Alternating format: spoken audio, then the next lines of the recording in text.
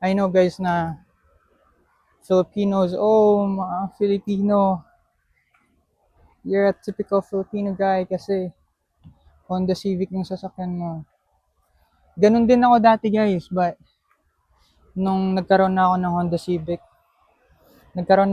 Civic, I understand why, Filipinos like Honda Civic kasi low maintenance and then madali lang pagandahin, you know, madali lang palitan yung mga pyesa, hindi masyadong mahal, hindi masyadong mabigat sa bulsa, yung maintenance niya. So, I'm happy with it and si Papa ko talaga nag-push ng sasakyan na to, na Honda Civic na lang yung first car mo.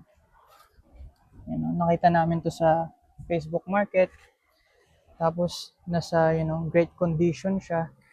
Kailangan lang palitan ng mga pyesa, and then napalitan namin.